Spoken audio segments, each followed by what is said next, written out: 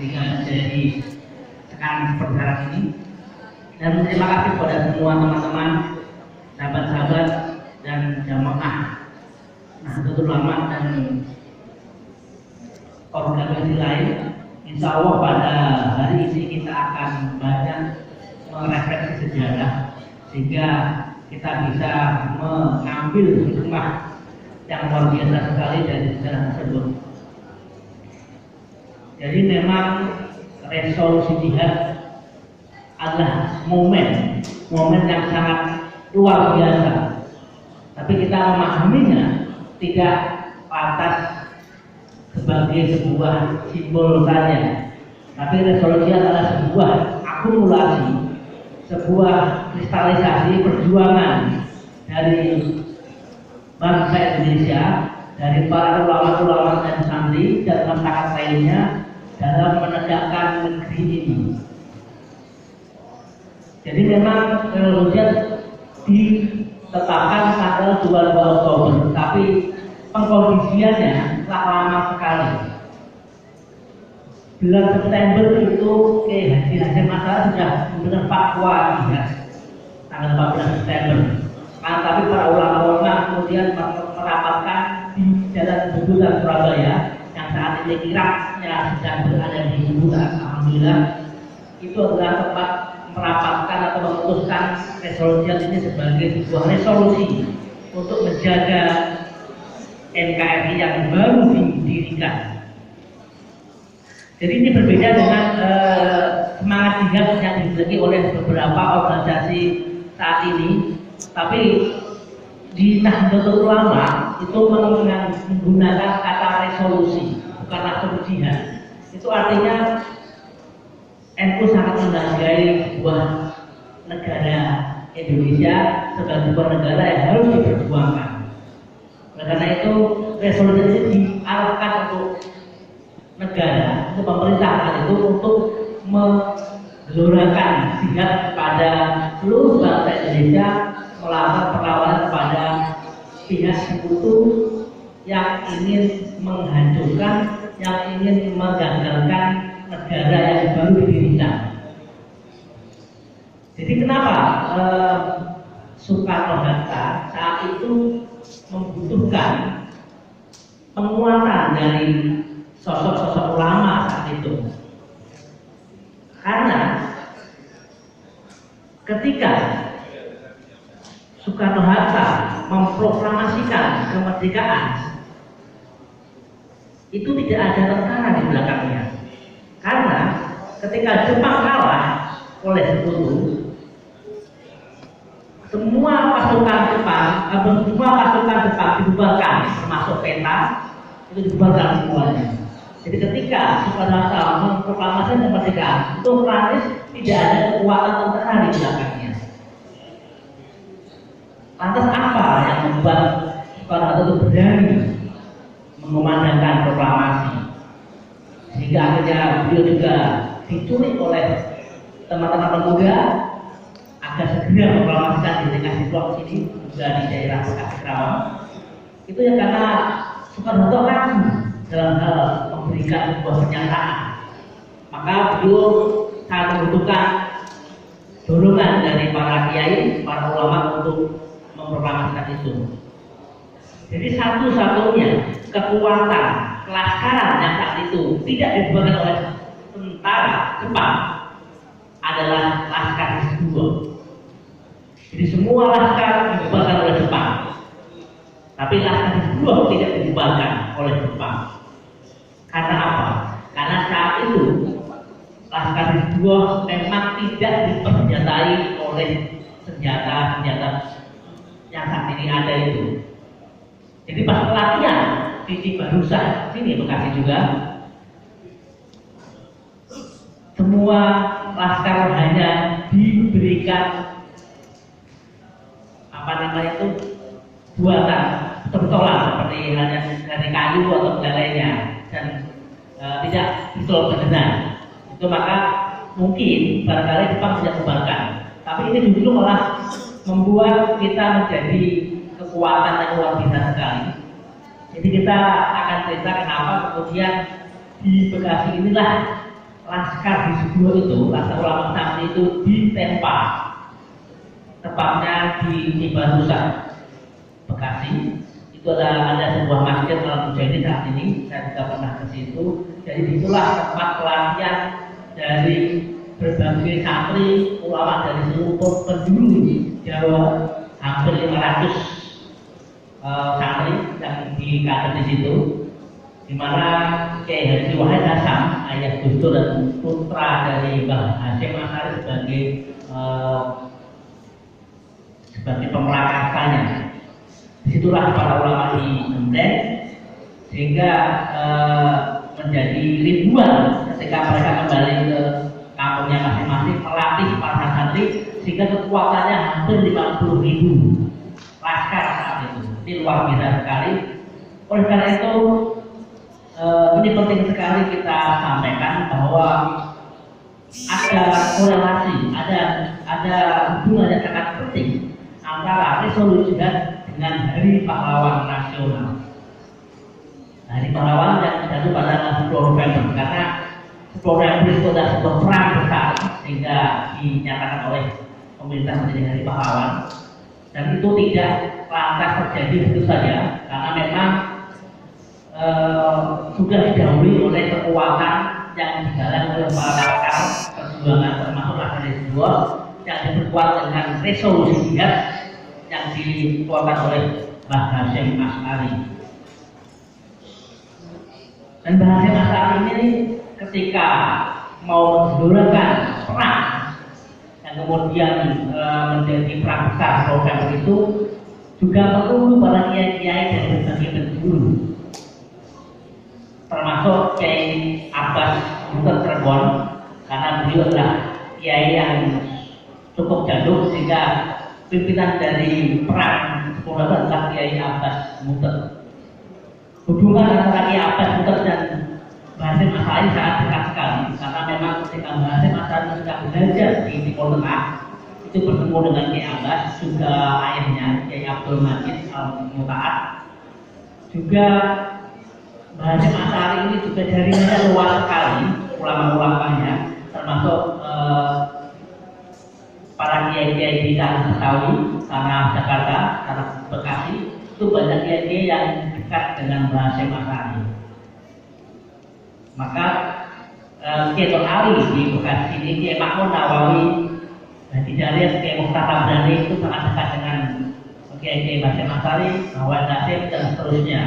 Jadi memang para kiai itu saat itu sudah memberikan sebuah kekuatan besar di Timur Tengah, di Arab Saudi. Jadi kalau sejarah-sejarah kita tidak menjelaskan itu, kebanyakan sejarah kita menjelaskan tentang beberapa penggerak-penggerak nasional itu ada di Belanda atau di Eropa, tapi sebenarnya di Timur Tengah itu juga terjadi sebuah kekuatan besar yang dikomando oleh para ulama-ulama yang saat itu dinamakan dengan komunitas Al-Jawiyun. Bahkan di sana juga ada atau didirikan sebuah sekolah yang sangat nasionalis sekali dengan nama Darul Ulum. Darul Ulum adalah sebuah sekolah yang didirikan oleh para ulama-ulama Nusantara, ulama-ulama Jawa, untuk mengkader ulama-ulama dari Nusantara. Ini luar biasa sekali. Dalam buku ini saya jelaskan juga, kemudian saya jelaskan definisi pada buku. Ya, selamat datang Bapak Wali Kota. Maaf dulu. Silakan, terima kasih atas kedatangannya.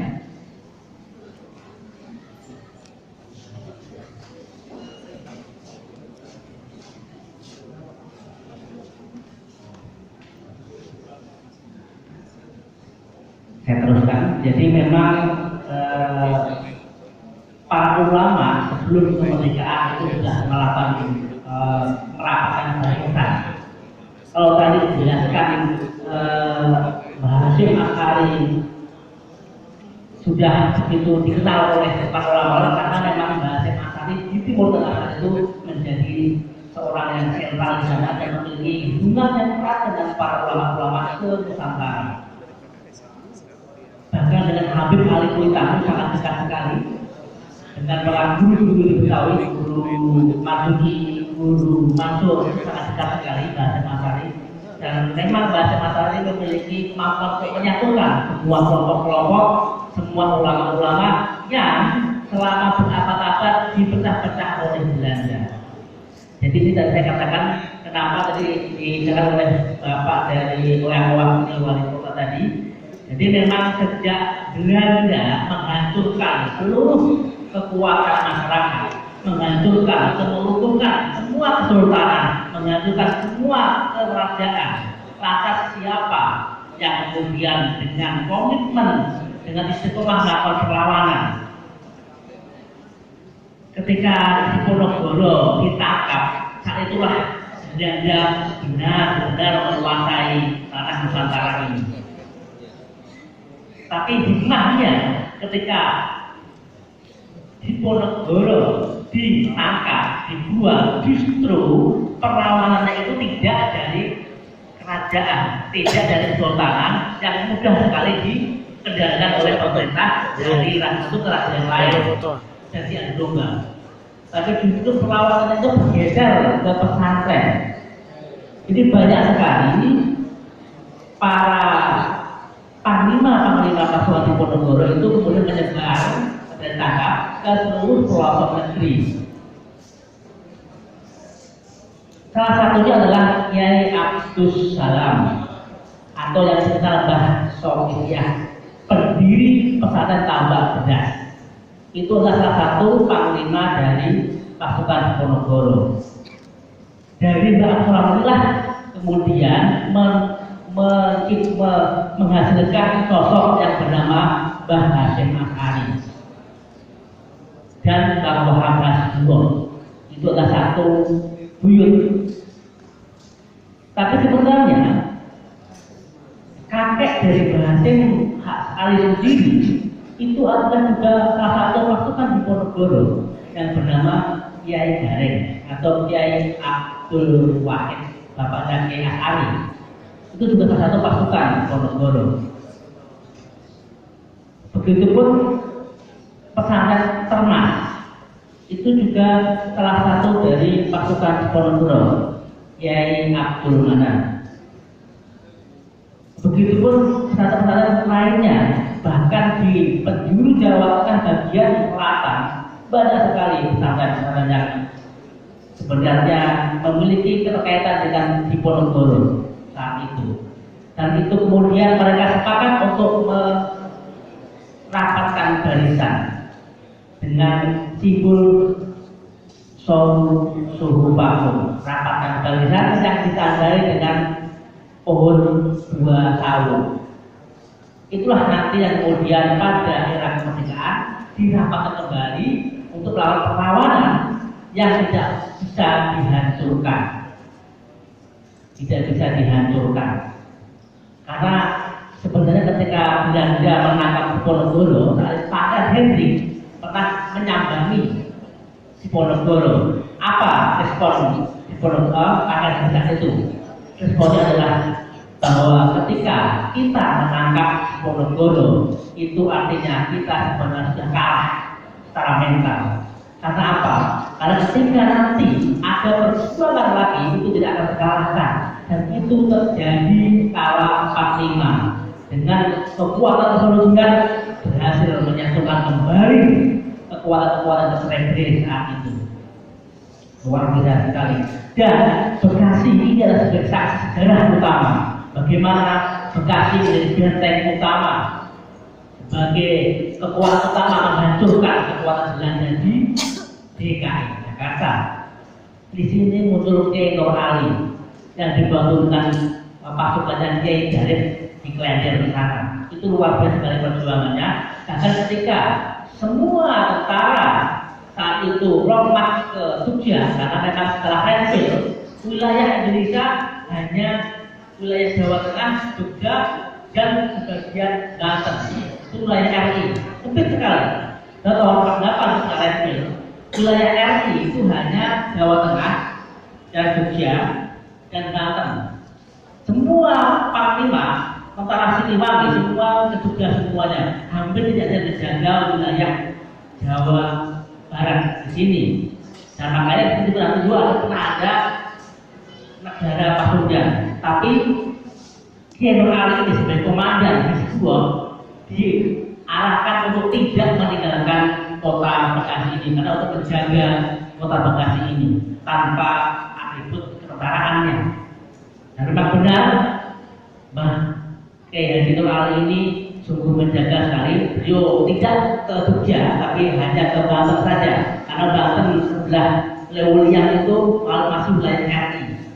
Jadi Mbah Kiai Nur Ali cukup pindah ke Banten, tapi tetap melakukan perawatan di Bekasi. Oleh karena itu di Bekasi ini pernah terjadi sebuah peristiwa yang luar biasa ini, yang bintang peristiwa Rawa Gede itu juga hasil dari perjuangan Mbah Nur Ali, sehingga dengan adanya peristiwa itu Belanda memiliki cacat secara perang karena telah melakukan pembantian kepada warga sipil, sehingga di PBB kemudian banyak negara-negara yang mundur tidak mendukung Belanda, sehingga ketika 49 ada PMB, hampir semua negara mengatakan Belanda melakukan kejahatan perang sehingga perlu untuk segera memberikan kedaulatan kepada bangsa Indonesia. Untuk sementara itu yang bisa sampaikan pada awal ini, mungkin nanti saya lanjutkan. Terima kasih.